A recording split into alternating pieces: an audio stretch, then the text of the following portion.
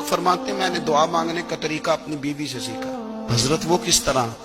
فرمانے لگے میری بیوی نے نا مجھے کوئی کام بتایا، کچھ پیسوں کی ضرورت کے لیے کہا، تو میں نے اسے کہا کہ بھئی ابھی میرے پاس نہیں ہے، کچھ دنوں میں آتے ہیں تو میں دے دوں گا۔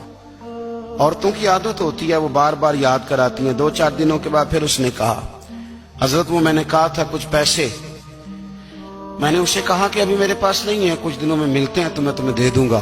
اس نے کچھ دنوں کے بعد پھر کہا حضور وہ میں نے کچھ پیسے کہے تھے۔ فرماتے میں نے ڈانٹ دیا، میں نے کہا کہ کیا تو روز مجھے شرمندہ کرتی ہے، کہا نا میرے پاس نہیں ہے، ہوں گے تو دے دوں گا، تو روز یاد کراتی ہے۔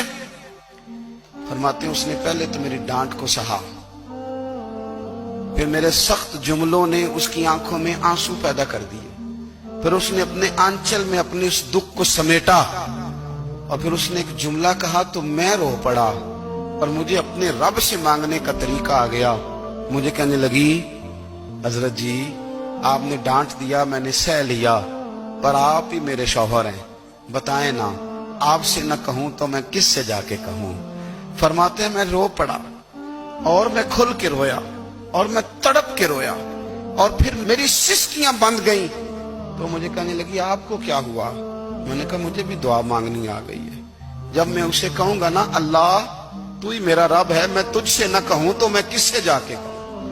میں کیوں کسی بندے سے سوال کروں؟ میں کیوں کسی دنیا دار سے کہوں؟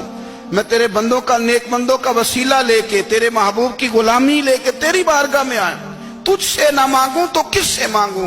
سمجھ آ گئی ہے، جب میں اس رنگ میں مانگوں گا تو پھر رب میرے اوپر بڑا ہی فضل فرمائے گا۔